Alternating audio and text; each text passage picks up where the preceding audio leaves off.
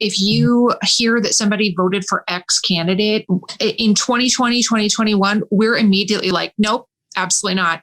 We're not friends. Your feelings are real to you. But your feelings are not always telling you the truth. Okay. Right? Well, you got to tell us more about that. Sun is coming up, are you ready to go?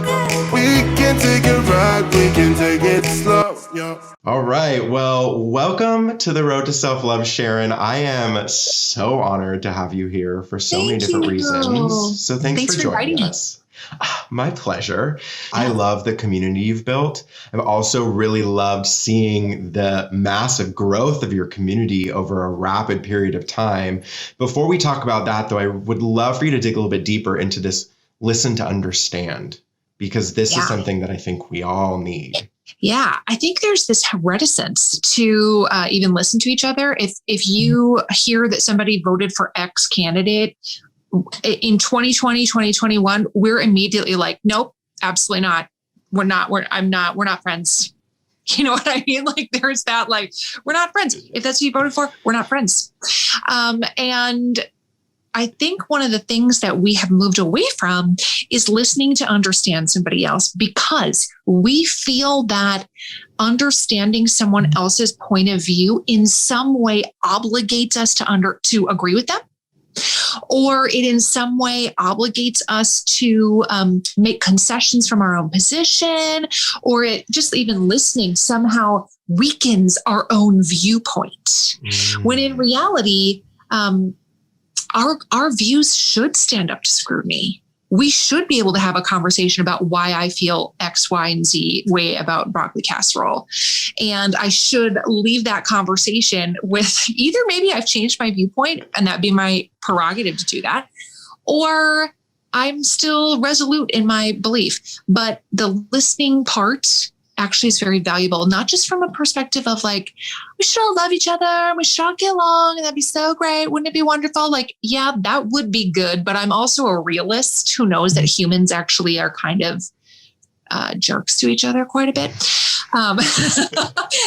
Humans actually don't get along that well, which is why they need moms. And why we have a government, because we actually are kind of mean to each other. We like invade and steal and like kidnap, and like we have a long history of those activities. Mm-hmm. So not understanding where someone else is coming from actually puts us at a huge disadvantage. It actually weakens you to not know where someone's coming from. So set aside the like, we should all be one humanity and love one another. Set that aside. It actually is just bad for you strategically to not know where somebody else is coming from. Do you know what I mean? Does that make sense? Yeah. I am picking up what you are putting down. So what would you say, like, how do we break this cycle of just listening to respond instead of listening to understand? Like, what are some tangible things that if you just like triggered someone to be like, oh shit, I am that person who just listens to respond, how can they break that? Yeah, I get that because I am somebody who enjoys arguing for sport. I love when you argue with your husband. Yeah, I just argue for sport and then leave the conversation. I wouldn't even be mad at you afterwards. I would just be like, yeah, we had a fun argument. So I get it. I enjoy arguing. So I'm not coming from a position of like high horse of like, I have it all figured out and I'm totally zen and what's wrong with you guys. So one of the suggestions I have is, walking away is a big one. Like, I want to talk to you about this, but let's have lunch first. Let's come back to this after lunch. I want to talk to you about this, but let's come back to this. Can we talk about this at 9 p.m.? You know what I mean? Like, how can we build in some time to walk away? And actually, psychologically, it helps the opposing party if you schedule a time to return to this discussion. If you say, can we come back to this at like 8:30 after we've had dinner? Is that okay? That right there, if you just say, I don't want to talk about this right now, there's a lot of people who like don't respond well to that. Like, well, we are going to talk about it. You know what I mean? Like, we are. But if you ask, could we come back to this tomorrow morning or, whatever. That's one part of it. Another part of it would be just asking interview questions and working on your own self to just listen to those responses. I know it's not always easy, but just asking interview questions like, that is really interesting. Okay, tell me how you arrived at that conclusion. Do you know what I mean? Like just being able to understand, like, how did somebody get from point A to point B? Because a lot of times that journey is not what you expected. A lot of times that journey involves trauma. A lot of times that journey involves, like bad choices. Yeah. You know what I mean? Like that you may not be factoring in and you are just like, this person is just a wholesale garbage human. But when you are factoring in, like, actually they grew up in a super abusive home and their dad was a drug addict, was in and out of prison, that changes your viewpoint of like how of that person. Anyway, those are some suggestions I have, like come back, schedule a time to come back, and then ask interview questions about how they arrived at the position that they're at.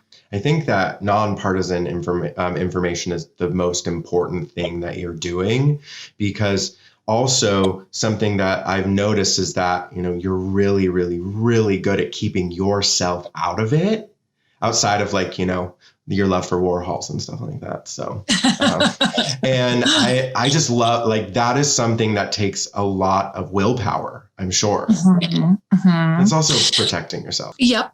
And it's also, it's a skill that I have honed over the years, and it's not a skill most people need, frankly.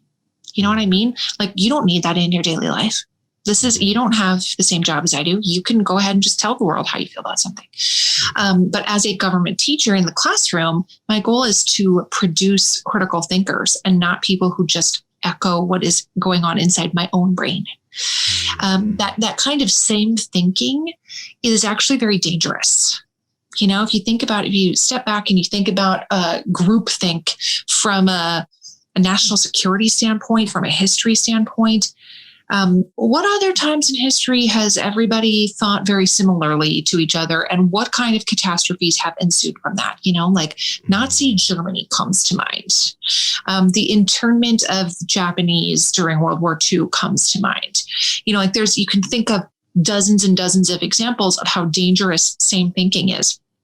So I would much rather have somebody who disagrees with me, but is great at articulating why and has solid, legitimate, reasonable, logical reasons for why they hold that opinion. I would much rather have that than somebody who is just parroting my own viewpoint. I'm curious, because a lot of, we hear this, you got to grieve, you got to feel your feelings. Would you be willing to share like what that process looked like for you, even if it's on a higher level, but like, what did the grieving process, something that, I think of grief, I think of like someone dying, what did that grieving process entail for you? Just reminding myself, your feelings are real. Your feelings are real to you. But your feelings are not always telling you the truth, okay. Right? Well, you got to tell us more about that. Your feelings are not always telling you the truth. I mean, like, just look at it this way. You look in a mirror and you're like, oh my gosh, I'm so fat. Oh my God. You know what I mean? Like, those feelings are real to you. You really feel that way. You can't pretend you don't feel that way. But yet, is it the truth? Do you weigh 1,250 pounds? No. Do you know what I mean? Like, that's not actually the truth. So your feelings are real, but they're not always true. And so asking yourself, what is the truth? Literally asking yourself, what is the truth in this situation? So that's interesting, because in your world and what you work on, because there's so much what feels just like butting and animosity across the aisle, like, what do you think? Of course, it needs to change with every single person who's willing to have that conversation. But what do you think really needs to happen to ease it a little bit? Because it's becoming to the point where I have a hard time outside of watching your content, even watching the news or anything like that. Yeah, there's so much anxiety surrounding the news right now. I hear that every day. Yeah, it is not uncommon where they're just like, people are just like, I can't even watch it. It's too upsetting to me. Causes me to feel too much anger and too much anxiety. I can't. And I get that. It is, part of what makes something newsworthy is that it's extraordinary. right? It's not, you're not going to be on the news because you went for a walk with your dog. That's not newsworthy. You know what I mean? And yet that's what most people are doing. They're doing everyday mundane tasks. So what gets on the news is the person who rides a unicycle naked walking their dog, right? And so the extraordinary things make the news. And so that is true in both bad and good ways. You know, like it's the extraordinary things that are making the news. And so we then begin to interpret that this is how the whole world is. Mm-hmm. The whole world is going to hell in a handbasket. Look at all of them. You know what I mean? Yeah. And in reality, it's actually just those 11 people. The rest of us are like walking our dogs and eating popcorn and watching Netflix. Love that. Thank you. Sharon, thank you so much for joining us on the road. Yes. It means so much to me to have you here. And I know that this conversation is going to impact so many people like it impacted me. So if you're listening, make sure to head on over and follow Sharon. And remember, you are worth it. You deserve it. And you are not alone. See you next time. Bye.